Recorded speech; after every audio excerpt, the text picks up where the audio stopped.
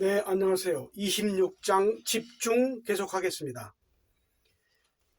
이 보기 그림에 배꼽숨, 목숨, 마음숨, 얼숨. 배꼽숨은 내용이 숨만을 쉬는 한 가지 행위를 통한 집중이고요. 목숨에서는 안김 쉼이고, 마음숨은 기울임 쉼이고, 얼숨은 밝힘 쉼입니다. 그래서 목숨은 종업원 과정이라면 마음숨은 사장 연수 과정이고 얼숨은 사장 과정입니다. 자, 쉼의 정의는 집중입니다. 집중이 되면 쉼은 자연히 얻어집니다. 몸숨의 경우 안겨 있다는 느낌이 일어나서 그 느낌이 다시 한 단계 더 확실하게 완성된 느낌, 이것이 보다의 상태입니다. 숨을 시작한 뒤 최초에 접하게 되는 보다의 상태인 안김이 오면 최초의 집중에 든 것입니다. 이 상태에 들면 마음과 몸이 편안해짐을 뚜렷하게 느낄 수 있습니다. 마음숨에서 기울임이 능숙해지고 기울임만으로 남아있을 수 있게 되면 쉼을 얻은 것입니다. 이 쉼은 안김 쉼보다 한층 더 안정된 강한 쉼입니다. 얼숨에서는 밝힘이라는 쉼을 얻습니다. 이 쉼은 기울임의 쉼보다 한 단계 더 완전한 쉼입니다. 이렇게 몸숨, 마음숨, 얼숨으로 구분해서 종류가 다른 쉼을 단계적으로 해야 하는 이유는 무엇인가요? 안김으로만 있으면 그 상태의 쉼이 계속 진행됩니다. 이렇게 계속 깊은 안김과 더불어 편안한 쉼을 향해서 가다 보면 어느 시점에서 쉼의 한계가 드러나기 시작합니다. 숨듯이 안겨있는 쉼이기 때문입니다. 안겨있는 쉼 이상의 경지를 넘어선 종교는 아직까지 없습니다. 따라서 모든 종교는 안김의 상태에 머물러 있다 할 수 있습니다. 모든 기복신앙 또한 바로 이 안김의 수준에서 비롯된 것입니다. 따라서 나를 안고 있는 전지전능한 대상을 의지초로 하기 때문에 정신적인 홀로서기가 아직은 미숙한 단계입니다. 이렇게 계속 가다 보면 안겨 있다는 것이 상식이 되어 쉼이 능숙해집니다. 이때부터 쉼의 한계를 느끼고 더 건전한 욕구에 빠지게 됩니다. 여기까지 와보고 나서 이젠 더 이상 안 되겠다 싶으면 기울임이라는 집중으로 정보를 바꿔 줘야 합니다. 기울임을 하면 안김보다 10배에서 20배 능가하는 더 깊은 쉼을 얻게 됩니다. 안김에서는 육체를 중심으로 한 숨이 이루어집니다. 사실은 육체도 마음도 함께 안겨 있는 것이지만 아직은 마음을 본 적도 없을 뿐더러 느끼지도 못하는 상태에 있기 때문에 언뜻 느끼기에는 육체에 의존하여 안겨 있는 것으로 여겨지게 됩니다. 그리고 육체가 안겨 있으므로 그 한계가 있는 것은 당연합니다.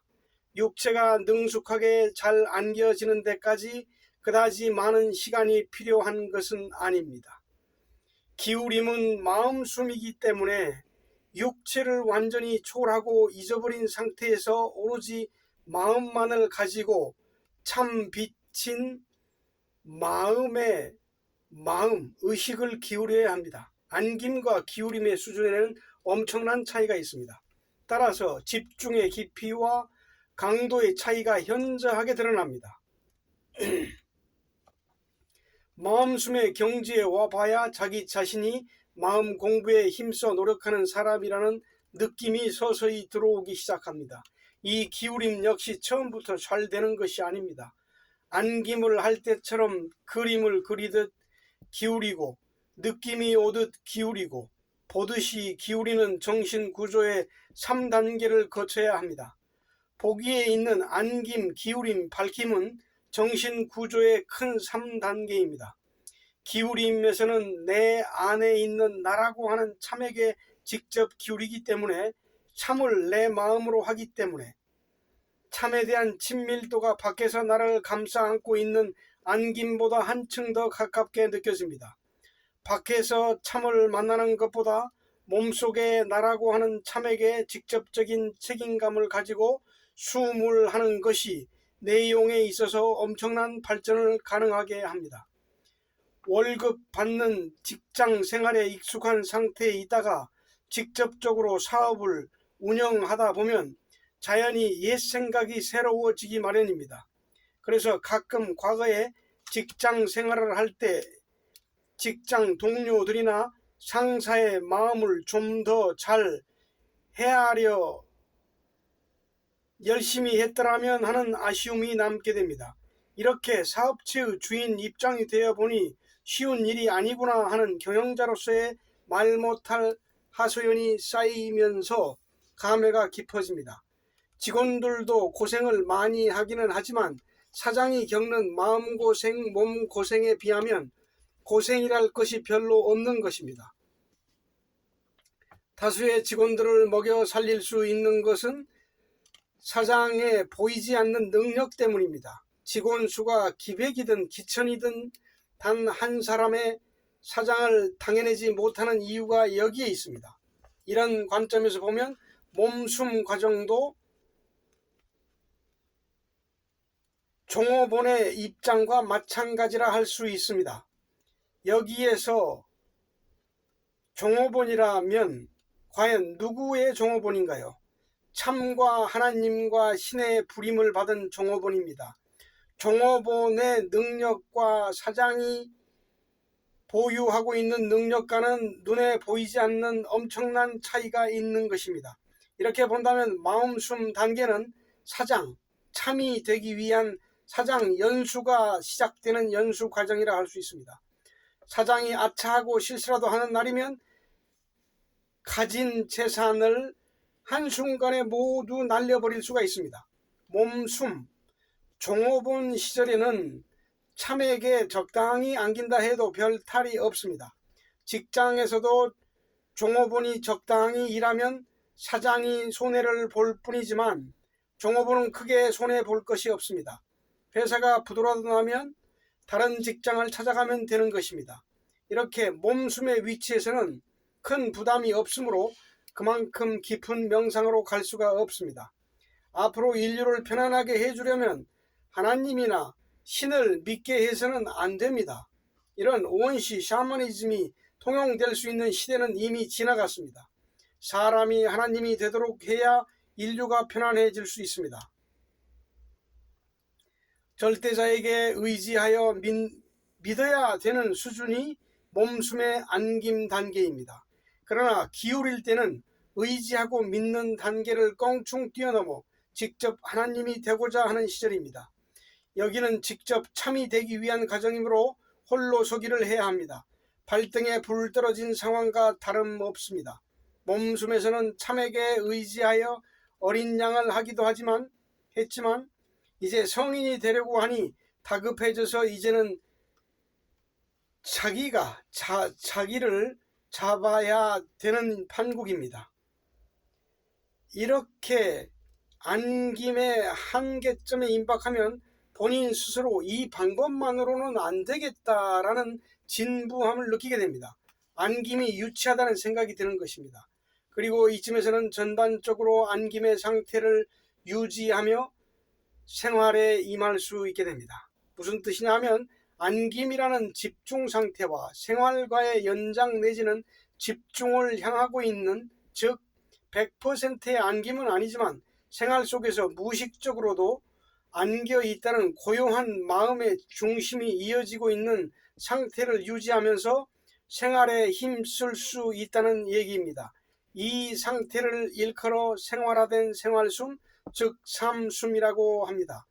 마당숨은 일정한 시간 동안 앉아서 전격적으로 쉼, 여기서는 안김만을 하는 것입니다. 다시 말해서 생활숨은 마당숨에서 얻어낸 안김의 힘, 에너지의 일부를 평소에도 유지할 수 있다는, 즉 그 안김을 향하는 것을 놓치지 않고 일상생활을 해 나갈 수 있는 숨입니다. 그러나 안김 쉼이 부족하면 생활 속에서 그 감이 잡히다 말다 하므로 스스로 자신의 쉼을 평가할 수가 있습니다. 마음 숨에서도 마찬가지입니다. 마당 숨할 때의 기울임은 전적으로 육체를 버리고 마음으로만 참빛되게 기울인다고 했습니다.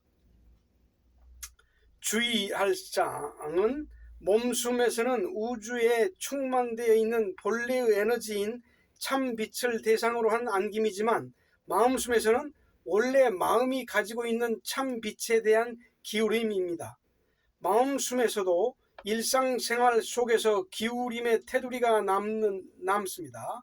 기울임의 느낌을 잃지 않는 상태에서 말하거나 보고 듣고 일할 수 있게 되는 것입니다.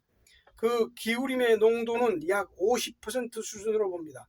생활 속에서 기울임을 잃지 않고 활동할 수 있으므로 공부하는 사람의 생활 모습을 보면 어느 수준에 와 있는지 짐작할 수 있습니다. 몸숨에서도 생활 속에서 항상 50% 정도의 안김이 삶숨에 남겨질 만큼 안겨 있음을 잊지 않을 수 있는 수준이면 마음숨으로 넘어가야 합니다. 이 경계를 잘 이해해야 합니다. 여기 마음숨에서도 항상 기울이면서 생활할 수 있어야 합니다. 기울이면서 대화하고 생각한다는 것은 불교 용어로 깨어 있어야 한다는 뜻에 해당하는 말입니다. 누군가가 화를 돋군다 해도 기울이고 있으면 화가 나지 않습니다. 왜 그런가? 기울이고 있으면 마음이 움직이지 않기 때문입니다. 사람이 열을 받거나 화를 내게 되는 이유는 마음이 서서히 움직이면서 감정에 말려들기 때문입니다. 따라서 아무리 심한 말을 듣게 된다 해도 기울이는 상태에 흐트러지지 않으면 화내고 성내지 않을 수 있습니다. 이런 상황에서 가만히 있다 보면 상대방은 화가 대단히 났구나라고 오해하기 쉽습니다. 당사자는 화낸 일 없이 그냥 가만히 있으면서 행여 마음이 움직일까봐 정신을 바짝 차리고 있는 것뿐입니다. 정신 차리고 기울이고 있다 보면 물론 표정이 조금 굳어질 수 있습니다. 그리고 욕을 먹어가면서도 허허하고 웃을 사람은 없습니다. 소인은 소문에 귀를 기울이고 대인은 자신의 내면에서 나오는 소리에 귀를 기울입니다.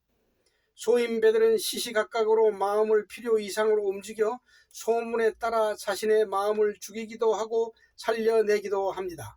자신에게 듣기 좋은 말을 해주면 좋아하고 거북한 말을 해주면 분노를 일으키며 마음속에서 천당과 지옥을 오락가락하는 것입니다. 안김, 기울임, 밝힘 정도의 집중을 이해한 대인은 남의 말에 귀 기울이지 않습니다.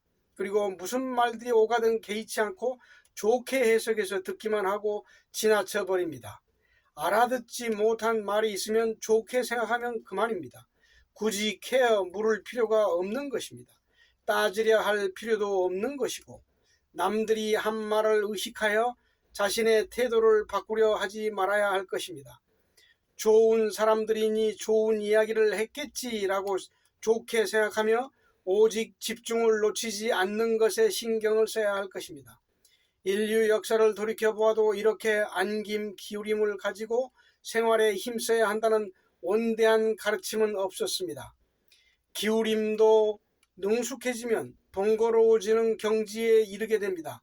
이때 비로소 숨의 주제가 보이기 시작합니다. 안겨 있다는 것보다 기울이는 것이 더 가깝기 때문에 가까이 있는 상태로 계속 기울이다 보면 깨달음에 바짝 다가서게 되므로 기울여 왔던 그것이 바로 참이었다는 주제가 떠올려지기 시작하는 것입니다. 따라서 기울임이라는 집중, 그것이 바로 목적하던 참이었구나, 기울임 자체가 참이었구나 라는 인식이 들어올 때까지 유용합니다. 이 과정의 목적은 느껴질 듯 만져질 듯 보여질 듯한 참에게 계속 기울여 오면서 기울임 자체가 참 빛이었음을 깨우치는 데 있습니다. 이렇게 해서 기울임이 참 빛이라는 사실을 깨닫게 되는 그 순간 참 빛이 기울임 속으로 들어가 버리고 나면 마음숨에서 절대적으로 기울여왔던 참 빛이라는 개념이 더 이상의 의미가 없으므로 사라져 버리게 됩니다. 이렇게 되면 남는 것은 기울임 뿐입니다. 남게 된 기울임만을 가지고 집중하는 단계가 바로 밝힘, 얼숨입니다. 여기 기울임에서 밝힘으로 넘어가는 전환기에서의 의식 상태는 어떻게 다를까요? 기울임을 할 때는 저속,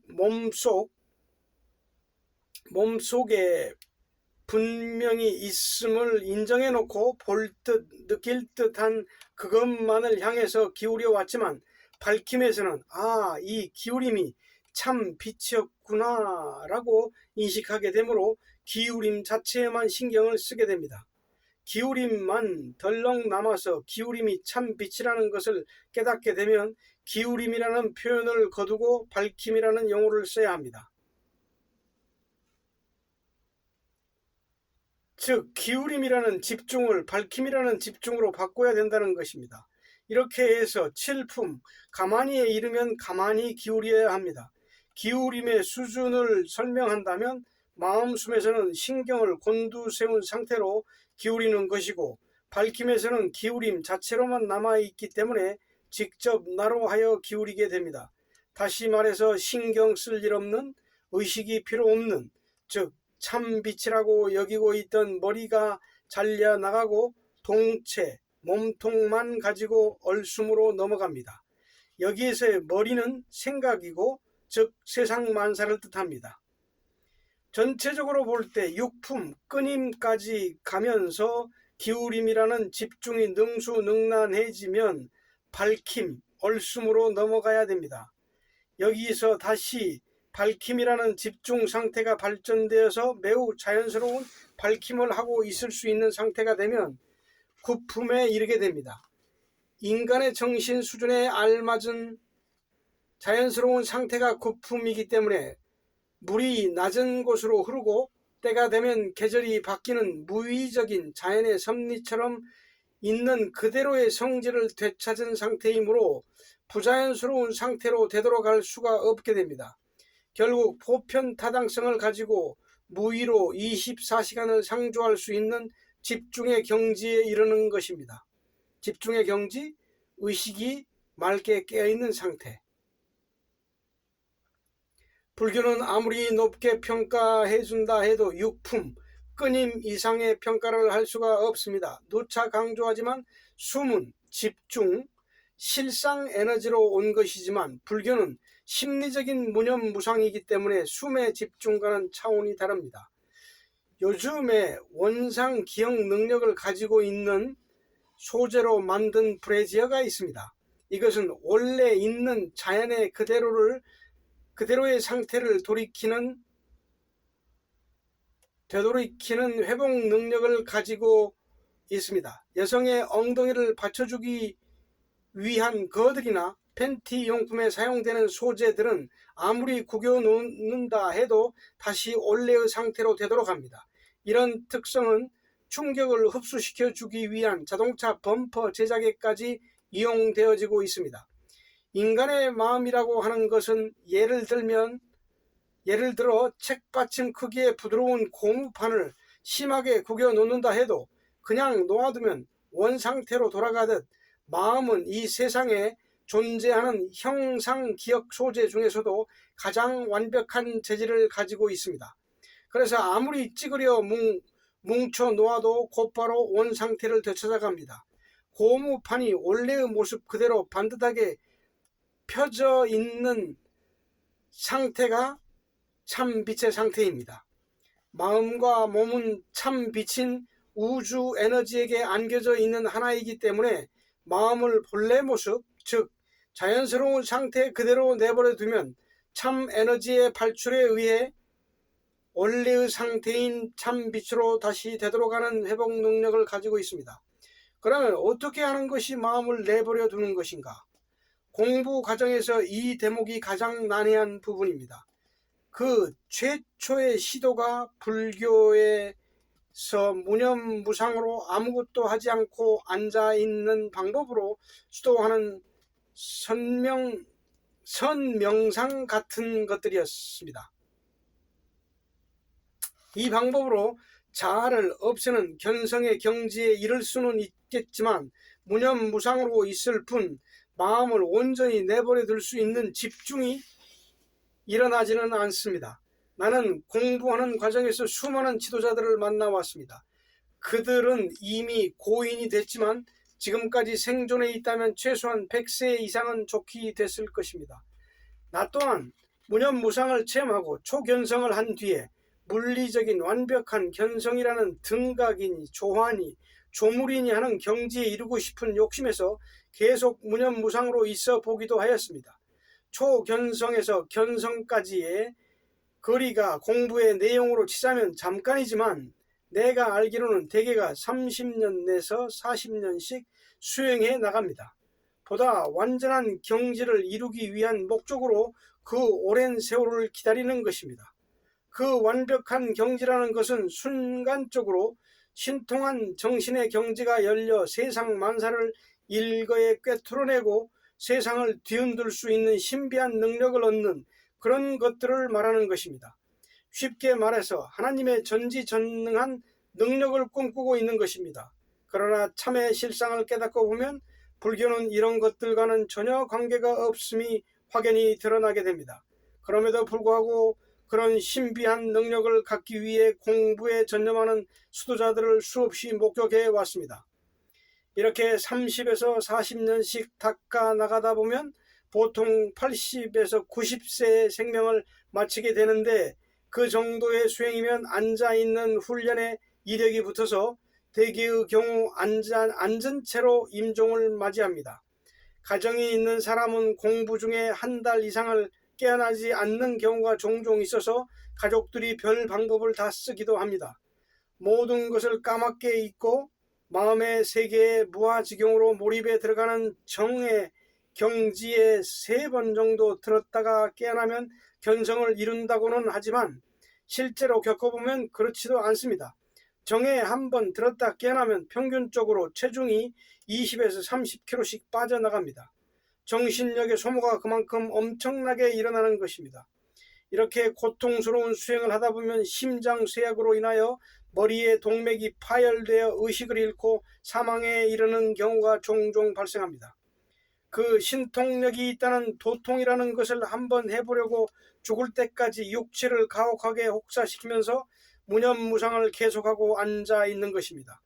불교는 사실 초견성하면 공부가 끝난 것인데 무엇을 하나 더 얻어보려고 밤낮을 가리지 않고 엄청난 고행을 치루어내는 것입니다. 지금 생각해보면 그들이 참으로 딱하고 측은하기 그지없습니다. 불교의 무념무상은 무념무상일 뿐이지 수행을 더한다고 하여 그 이상의 새로운 경지가 또 열릴 수 있는 것이 아닙니다. 마음의 간섭을 배제하는 경지가 절대 아니기 때문에 잔뜩 구겨져 있는 마음을 원상태로 펴는 것과는 무관한 방법입니다. 이와는 달리 마음의 간섭을 완전히 배제하여 자연스럽게 편 상태에서의 무념무상인 숨은 영혼이 펴진 상태이기 때문에 다시 구겨질 수가 없습니다. 마음을 구겨 놓는 장애물을 무장해제시킬 수 있는 유일한 도구는 오직 집중, 휴식형 뿐입니다. 집중이 잘된 상태가 과연 우리의 마음을 내버려 둘 수 있는 것인가? 원상 기억 능력을 가지고 있는 마음을 원래의 상태로 되돌아가도록 하여 해방시키기 위해서는 집중을 알아야 합니다. 21세기에 가면 불교의 수련법인 참선은 정신과학적인 토대가 없는 심리적인 수행법이라는 것이 과학적으로 규명돼서 구시대의 정신세계를 이끌어온 하나의 상징으로서 박물관에 보존될 것입니다. 불교는 인류가 미개인의 수준에서 문명인의 수준으로 넘어가는 과정에서 불가피하게 겪어야 했던 미완성의 수련 방법일 뿐입니다. 또한 불교는 과학적 근거가 있는 집중이 아닌 설명 위주로 가르치는 종교이기 때문에 불교가 성행하는 나라는 자연히 설이 많아집니다. 성행하는 나라는 자연히 설이 많아집니다. 그래서 도대체 경지의 경계가 어딘지를 모르게 되어서 체계를 갖춘 일관된 교리를 정립시키기 어려운 것입니다. 선, 신선선, 선 역시 완성된 방법이 아닙니다.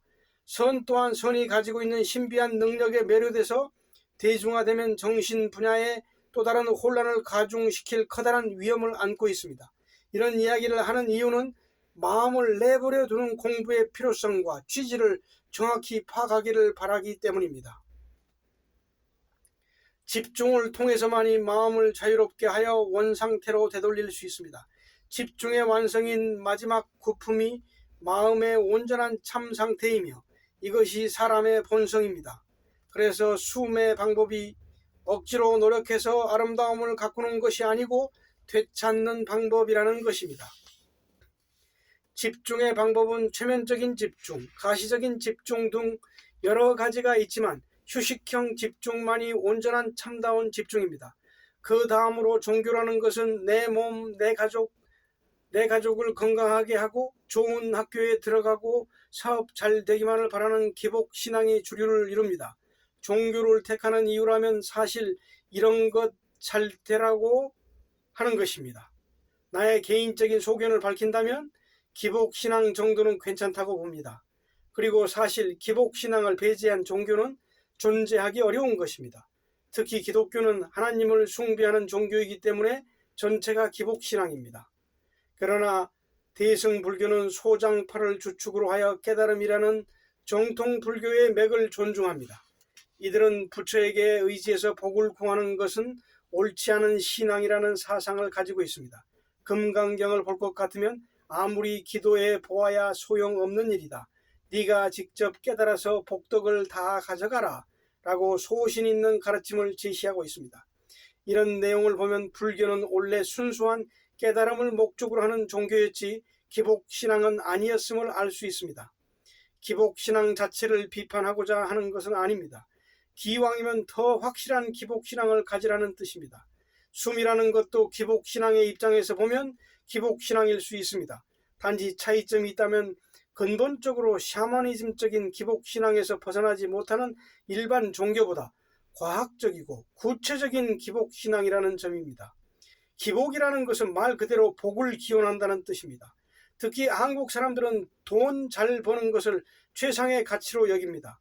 몸이 아픈 것이야 그때 가서 치료하면 된다는 생각이고 대개가 돈벌이를 목적으로 기복신앙을 택하고 있습니다. 돈만 있으면 병원에 갈 수 있고 약도 사 먹을 수 있다는 생각에서입니다.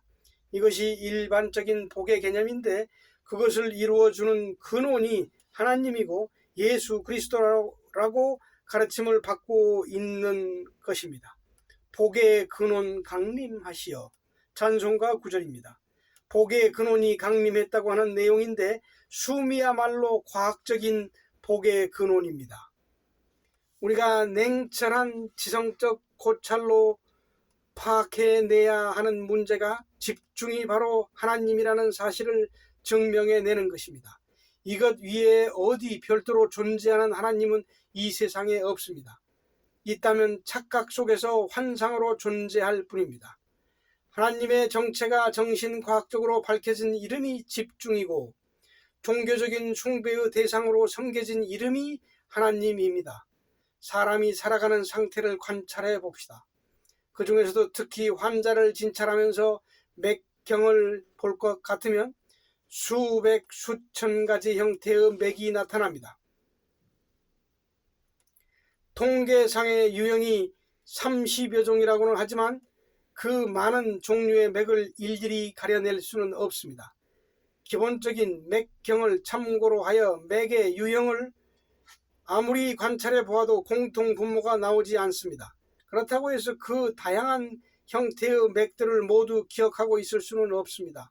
그래서 경험을 바탕으로 해서 맥을 개발해 내기에 이르렀습니다. 지금까지의 경험을 집도성해서 맥의 고요함을 중심으로 찰맥을 하여 보니 정확한 진단이 내려졌습니다. 실수가 없는 것입니다.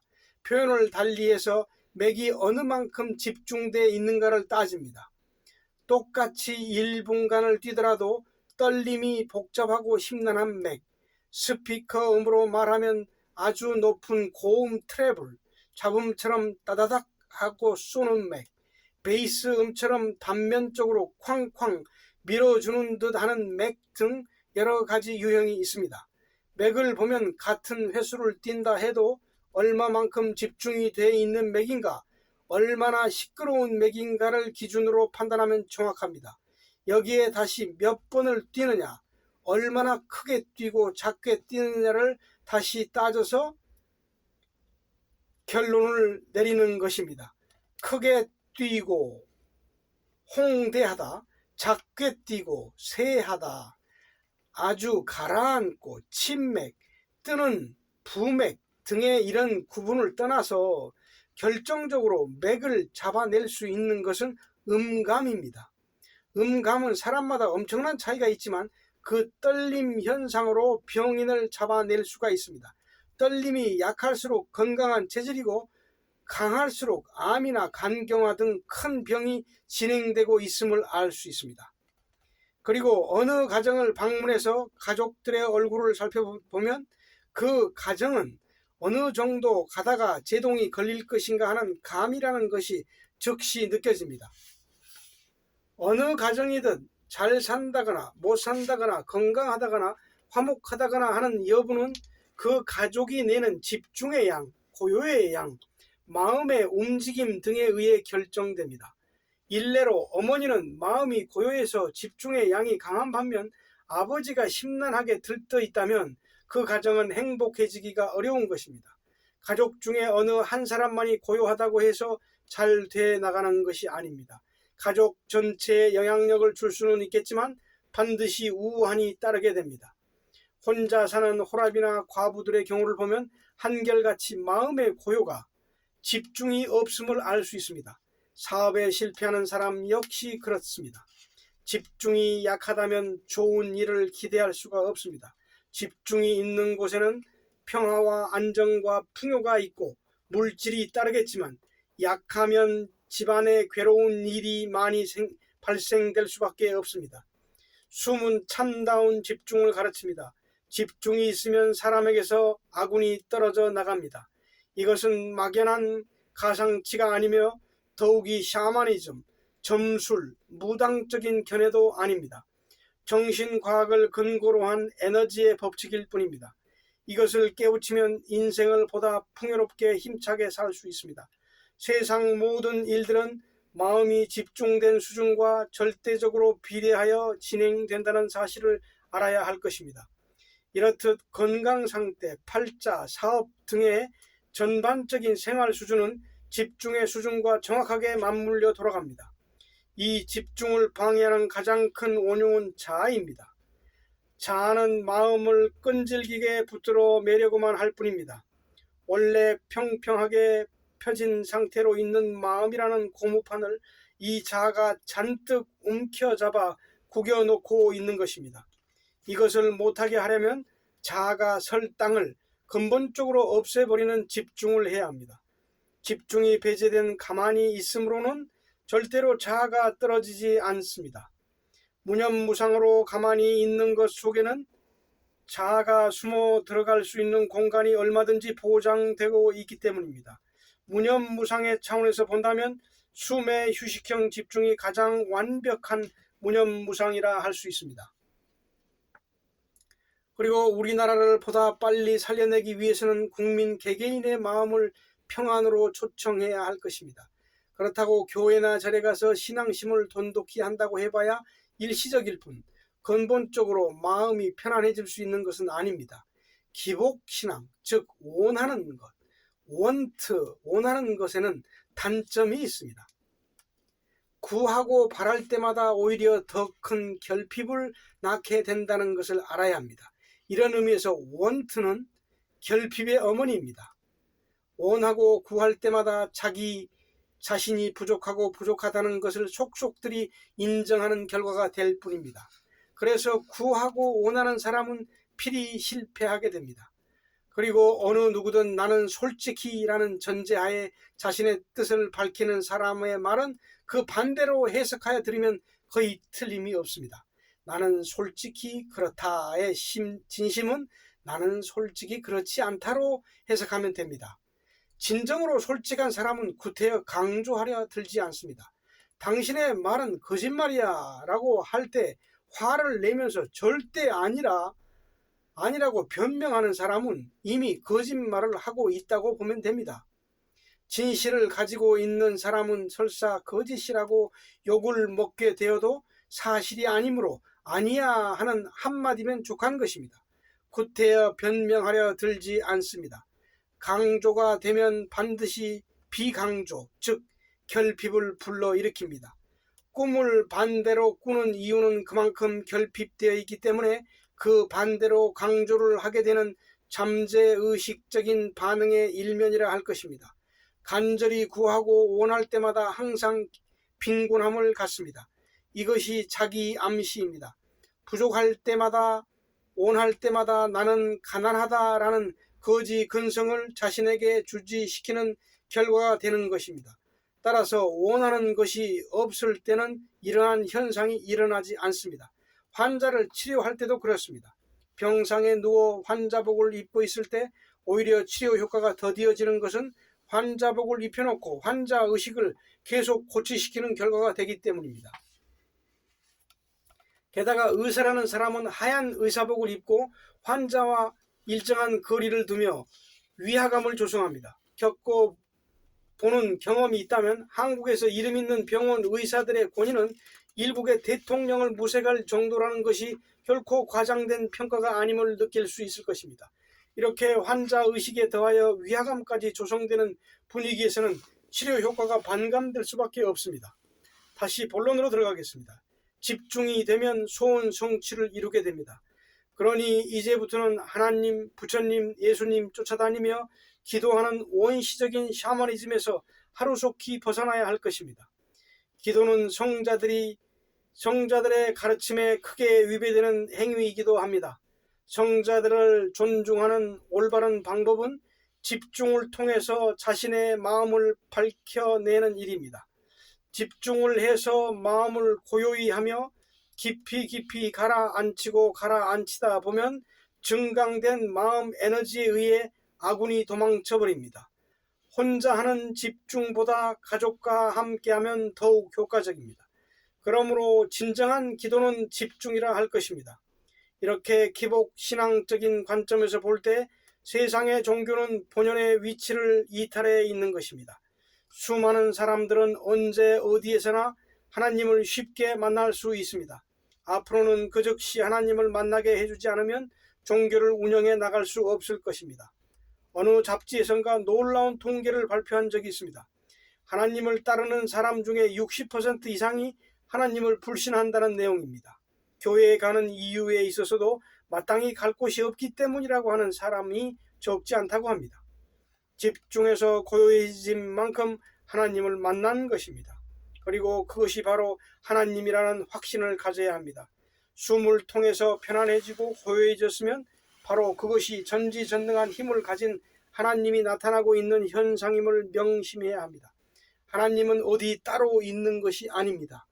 이렇게 하나님의 정체를 파악하게 되면 더 이상 기복신앙에 매달리려 하지 않게 됩니다. 집중이 하나님이라는 것은 명백한 과학입니다. 안김이 일어났으면 안김이라는 하나님이 나타난 것이며 이어서 기울임, 밝힘이라는 하나님도 나타내야 하는 것입니다. 단계적으로 불완전하다거나 완전하다거나 하는 차이가 있지만 나타나는 것만은 확실합니다. 이 하나님을 믿어야 합니다. 못 믿을 것을 믿으라 하는 것이 아닙니다. 사실이니까 사실을 믿으라는 것입니다. 사실이 아닌 것을 믿으라 한다 해서 믿을 사람은 없습니다. 사실을 사실대로 믿는 것이 온전한 믿음인 것입니다. 종교인들처럼 보이지 않는 하나님을 믿으라 하는 것은 맹종을 요구하는 것입니다. 물론 자신들은 온전하다고 믿고 있기 때문에 그러겠지만 안김이 나타났다 하면 나타난 집중의 양만큼에 해당하는 하나님이 나타난 것입니다. 이것을 믿고 행동하면 그 에너지가 나타납니다. 지구인들에게 가장 지도하기 어려운 것이 바로 이 대목입니다. 이치에 맞지 않는 신앙생활에 젖어서 워낙 고질적으로 철저하게 세뇌되었기 때문에 이 사실을 잘 믿으려 하지 않는 것이 큰 문제입니다. 숨의 집중은 이러한 관념적인 장애를 해결함에 있어서 결정적인 계기를 마련해 줄 것입니다. 사실 예수는 집중을 가르치러 온 것이지 하나님을 가르치러 온 것이 아닙니다. 이것을 좀 더 자세히 알고자 한다면 그에 대한 일대기를 자세히 읽어볼 필요가 있습니다. 집중이 진리이니 집중을 알아야 한다. 이것이 너희를 자유케 하리라. 집중을 통하지 않고서는 하나님을 만날 방법이 없다. 그렇지 않고서는 영원히 머나먼 당신으로 남게 될 뿐이다. 하나님을 찾고자 원한다면 직접 침잠에 들어가서 내 마음속에 있는 하나님을 찾아가야 된다. 그래서 하나님은 내 마음속에 있다라고 했습니다. 지구상을 다녀간 어떤 성자들도 이 같은 가르침을 준 사람이 없었습니다. 오직 예수만이 예리하게 전곡을 찔렀으나 그 참뜻을 제대로 이해할 수 있는 사람이 없었기에 인류의 종교가 올바른 역할을 하지 못하고 이토록 무기력해진 것입니다. 마음속이 어딘가요? 마음이 흔들리지 않으면 속 아니라고 했습니다. 마음이 흔들리지 않는다면 이미 집중에 든 것입니다. 집중이 바로 마음속입니다. 마음속이 하나님이지 하나님이 마음속에 계시는 것이 아닙니다. 이와 같은 과학적인 진리를 2000년 전에 미개인들에게 가르치려고 했으니 예수가 온전하게 진리를 펼 수 있었겠는가요? 앞으로 인류를 재앙 없이 신속하게 건져낼 수 있는 비결은 혼탁한 인류의 마음 상태를 집중의 상태로 바꾸는 것입니다. 집중이 길이요 생명입니다. 집중을 통하지 않고는 길이요 생명인 진리를 밝혀낼 수가 없습니다. 집중은 우리말로 됨입니다. 됨을 통해서 나타난 것이 생명입니다. 그 생명이 바로 숨입니다. 그래서 이 방법을 숨이라고 이름 지은 것입니다. 인류를 됨이라는 집중을 통해서 고요와 평화와 안심과 안정을 가르쳐야 합니다. 참마음 밝힘을 해서 내 마음을 하나님 마음으로 바꿔야 되겠다는 의욕만으로는 충분치 못합니다. 집중하고 있다 보면 마음도 생활도 인생도 점점 바뀌어 갑니다. 집중 그 자체가 최고의 선이기 때문에 값지고 보배로운 사랑의 경지로 충만되어 있습니다. 그래서 아무것도 하지 않고 집중만 하고 있으면 최상의 선과 최상의 자비를 체험할 수 있습니다. 그리고 여기에서 절대적인 사랑이 가능해집니다. 이렇게 집중을 통한 정보 교환으로 마음과 가슴을 바꾸는 공부가 숨입니다. 진리를 알아듣고 생활해 나가기 시작하면 까닭없이 지복이 찾아들기 시작합니다. 어디를 가더라도 건전하고 충만한 패기와 함께 살아갈 수 있습니다. 진리와 함께 생활에 힘쓰면 마음의 고요와 평안이 깃들기 시작합니다. 안심과 안정은 만사의 형통을 이루게 할 수 있는 지름길입니다. 그러나 기도는 하면 할수록 마음을 흐트러지게 할 뿐입니다. 불안하고 불안하기 때문에 기도하게 되는 것입니다. 기도할 바에는 차라리 그냥 푹 쉬는 것이 더 나을 것입니다. 집중이 그리스도입니다. 하나님이 사람을 통해서 나타난 것이 그리스도입니다. 집중을 통해서 하나님이 나타남으로 집중 자체가 그리스도입니다. 그러니 주여 주여 하며 주를 찾는 사람이 갈 곳이 어디겠는가요? 말세에 주를 찾는 사람마다 죽게 될 것이다. 아버지의 뜻대로 행한 자만이 살아남게 될 것이다. 이것이 예수의 일갈입니다. 아버지는 집중을 뜻합니다. 왜 집중이 아버지고 하나님인가요? 사람의 정신과 마음은 집중을 통하지 않고는 도저히 안정과 평화를 찾을 수가 없습니다. 생활 속에서 집중을 하면 팔자가 펴지며 고요하면 돈이 들어옵니다. 또한 숨에 집중은 진정한 기도라 할 수 있습니다. 이것은 백발백중으로 정확하게 하나님이 응답해 주는 기도입니다. 그러니 하나님과 직접 만날 수 있는 집중이라는 기도를 해야 할 것입니다. 집중을 하더라도 특별히 더 잘 되는 장소가 있습니다. 성자가 거처하던 장소는 집중의 에너지가 그대로 남아 있습니다. 어디나 마찬가지지만 특히 인도에서는 성자가 머물러 집중하던 장소를 존귀하게 여깁니다. 그곳에 그들의 기운이 배어 있기 때문입니다. 그러나 성자를 만나는 것만으로도 아군이 물러가게 되는 이유는 사람의 마음이 편안한 사람을 만나면 그 사람의 마음이 내는 고급 에너지의 영향을 받게 되어서 편안해지기 때문입니다. 그러나 마음이 깨끗하지 못한 사람을 만나면 똑같이 더러워지게 됩니다. 사람이 방에 앉아서 깊은 집중을 하면 반드시 그 집의 지붕 위가 빛납니다. 옛날에는 법당에 고승몇이 앉아서 수련하고 있으면 절 위에 빛이 살아 움직였다고 했습니다. 이번에 열반에 든 성철 스님의 경우도 법당 위에 빛이 대단했었습니다.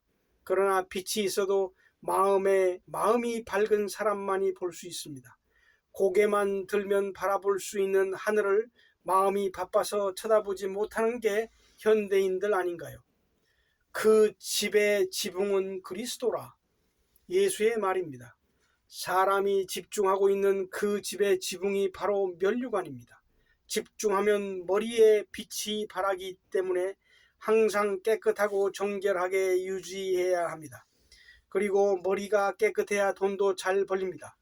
돈 잘 버는 사람을 보면 한결같이 머리가 단정합니다. 의복을 깨끗하게 입으면 마음도 깨끗해지지만 더러운 옷을 입으면 마음도 지저분해집니다. 사람은 환경의 지배를 받지 않을 수가 없는 것입니다. 그리고 부부가 가정을 이끌어가면서 근검전략하는 것도 좋지만 환경에 대한 투자에 적극성을 가져야 할 필요가 있습니다. 허리띠를 조르고 졸라가며 수십 년 고생 끝에 집 한 채 마련하려 하는 것보다 남이 지어놓은 집이라도 좋은 집이 있으면 일단 그 집에 이사해 놓고 볼 일입니다. 바둥거리면서 온 식구들까지 고생시키며 쪼들리는 생활을 굳이 고집할 필요가 없는 것입니다.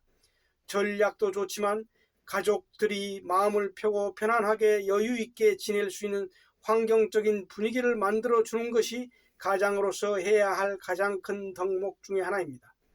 생명의 실상이라는 책, 다니구치 마사하루가 지은 책이고 태종 출판사에서 나온 것인데, 이 책을 보면 암으로 죽게 된 사람이 시한부 인생을 살다 죽을 각오를 하고 주변 사람들에게 도움을 요청하여 돈을 있는 대로 빌려서 가능하면 좋은 차, 좋은 음식, 좋은 옷, 좋은 집 등 풍요로운 환경 속에서 지내다 보니 마음이 해방되어 졸지에 팔자가 뒤집혀 암도 치유되고 사업도 크게 일으켜서 부유한 삶을 되찾게 됐다는 실화가 실려 있습니다.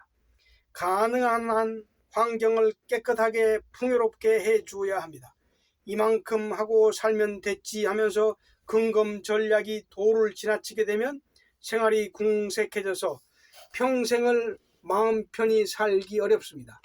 살고 있는 집도 깨끗이 가꾸고 활기찬 생활을 해야 팔자가 바뀌어지는 것입니다. 요즘에 그림에 대한 사람들의 관심이 많이 식었다고 합니다. 속된 말로 그림이 밥 먹여주냐 하는 분위기입니다. 그림뿐만이 아니고 좋은 예술 작품이 생활을 풍요롭게 해주고 밥 먹여준다는 사실을 모르는 사람들의 이야기입니다. 좋은 그림과 좋은 시, 좋은 음악을 가까이 하면 그것이 돈을 벌게 해줍니다. 왜냐하면 좋은 작품이 마음을 집중으로 인도해서 편안하게 해주기 때문입니다. 좋은 책, 좋은 그림을 대하면 집중이 잘 됩니다. 예술성이 없는 그림은 오히려 마음을 심란하게 할 뿐입니다. 도대체 무슨 내용을 담고 있는지 알 수 없는 그림, 특히 예술가들이 극찬하여 마지 않는 그림 중에서도 그런 그림들이 많이 있습니다. 그런 그림들은 마음을 집중으로 이끌어주지 못합니다.